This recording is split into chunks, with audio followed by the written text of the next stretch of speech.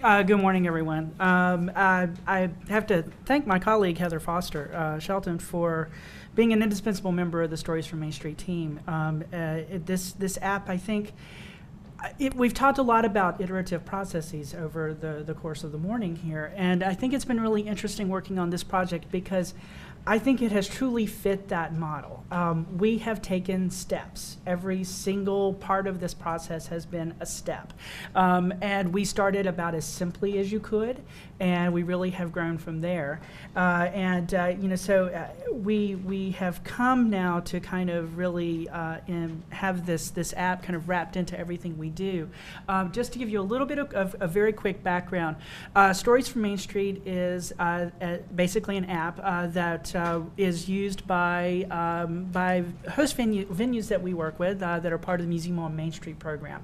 I work at SITES, the Traveling Exhibition Program, and Museum on Main Street is our program for small and rural organizations scattered across the country. We work in concert with state humanities councils to make that happen. We serve about 90 individual communities in a given year, and our exhibitions are on the road for about 6 years. So we have the ability to kind of take a longer term view of things as we work with these organizations, and I think that that had a real bearing on our thinking as we developed Stories from Main Street.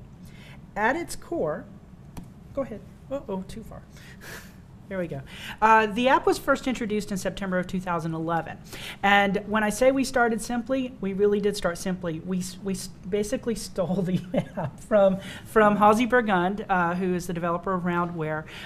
We reskinned Halsey's original app called Scapes. Halsey is an artist and a musician, in addition to being a developer, and he had created Scapes to gather user feedback at a sculpture park in Massachusetts. And it was the perfect vehicle for what we were trying to do, and we're forever grateful to Nancy for helping us find Halsey because he really has made a wonderful connection with our program. But we wanted to kind of get that feedback from rural America as well. What does it mean to live in a rural community? What's that life like? How do you deal with certain things in your area? What does it mean to you? And we wanted to pull that information back into the Smithsonian, and really working with Museum on Main Street to do that really seemed like the natural way to go. Since then, we've kind of, again, taken these small steps. We've had about 18,000 downloads of the iOS version, and our Android version is brand new, just released in October, and I think we've had 14 or 15 downloads from Google Play. That really doesn't surprise us, but we wanted to be there. We wanted to kind of get up and running with that. Since September of 2011, we've had about 930, a little bit more than that now, clips submitted. That's a fairly modest number compared to the number of downloads that we've had, but we're all right with that. Most of what we get is pretty good stuff. We have 555 of those stories currently available in the database for playback, so it is curated to some extent. We do go through and we listen to these submissions, make sure that they're not inappropriate or inflammatory, and we remove anything that, of course, falls into those categories. So even though we're running at just a small percentage of people who actually do submit a clip, close to 60% of them are usable and have provided some really interesting content that we feature on our Facebook page, that we feature on Twitter, that Heather helps us out by also featuring on SITE's Facebook page.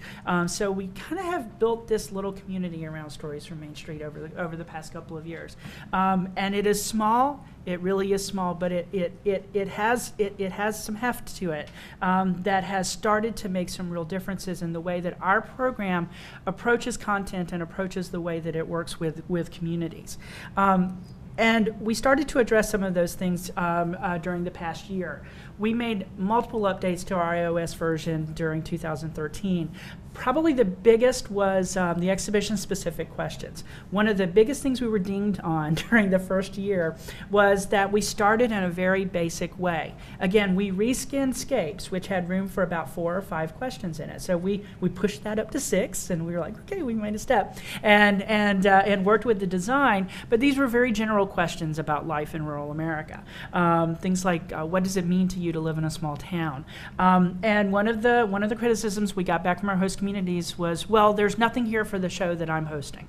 You know, where is the way we worked? Where is New Harmonies? So we went back and we worked with Halsey and built on the work that he's done with the other roundware projects here at the Smithsonian, and developed this tiered and nested system for developing questions that were subject oriented. And so now when you go into the app, instead of getting a basic list of questions, you get a list of subjects / exhibition, so that it would be specific to our communities.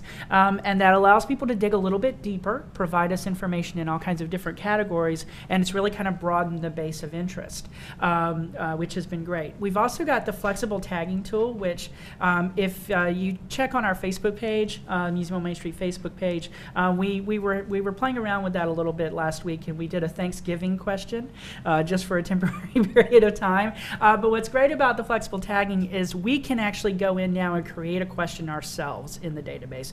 We don't have to have Halsey's intervention to do that. So it gives us a chance to play some content games and to really go in there and see what we can gather from our communities. It also gives us a chance to experiment with a venue and give them the chance to create something that's just for them and see what kind of feedback we can get.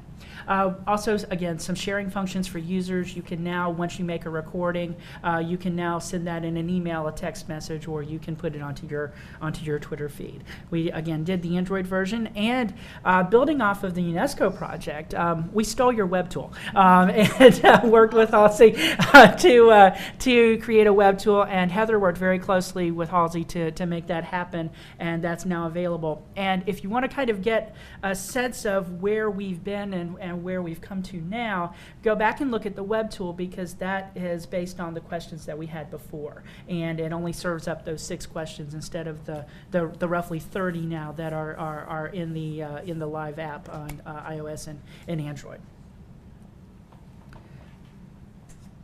So what have we learned?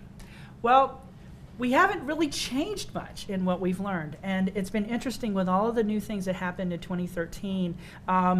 My overall vision of Stories from Main Street really hasn't changed all that much. We're still glad that we're taking these small steps. Trust me, it's the only way we could afford to do it. We have spent about $30,000. Most of that was spent in 2013.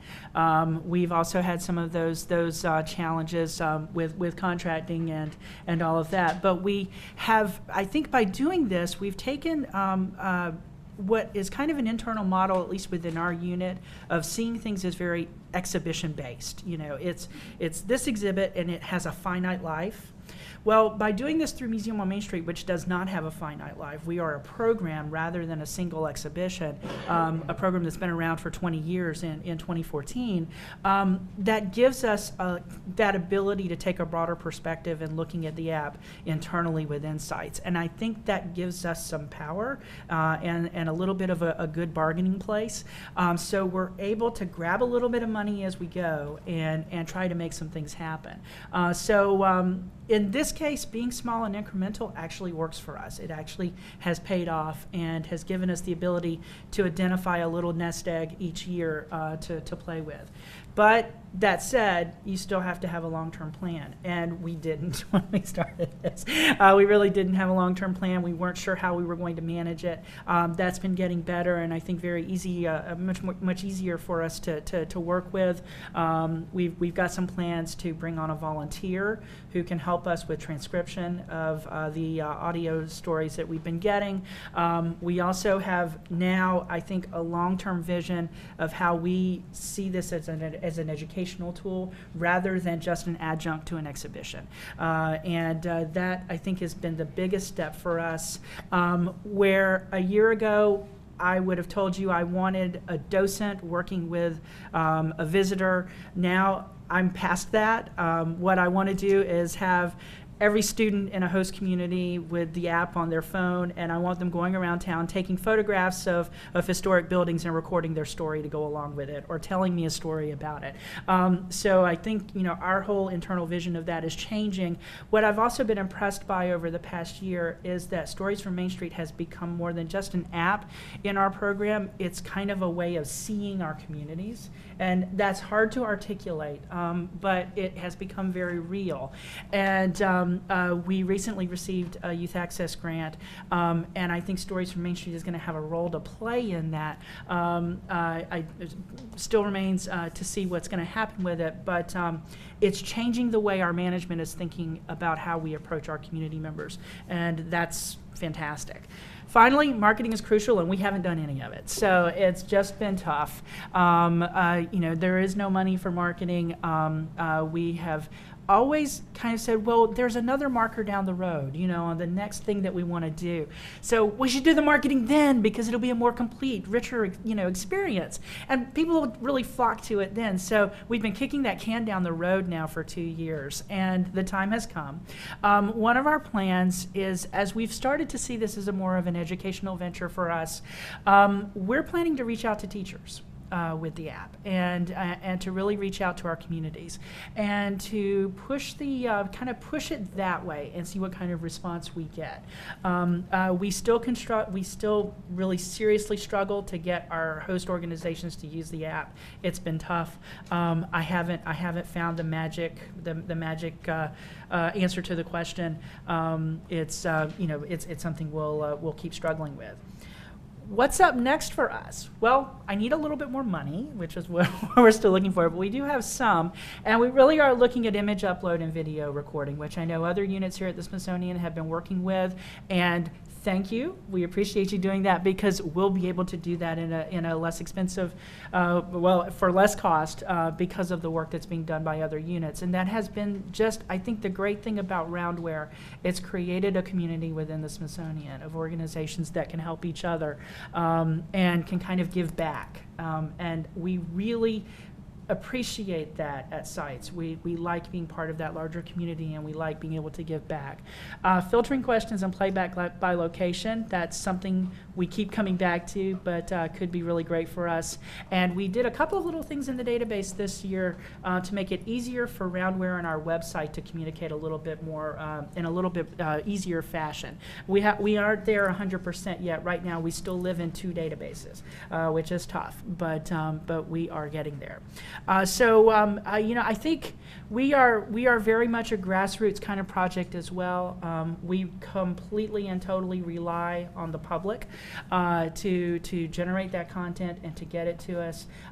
But they also have presented an audience that we never knew we had, and gave us a chance to kind of work with people on a device that they had in their own hands. If you were to visit one of our exhibitions, you would see an older audience. It has not been that way with the app. About half of our users have self-identified as youth, and that to us was liberating. It was within a month of introducing the app, and 2 years later it remains exactly the same way. So we continue to be wowed by what it can do. Thanks.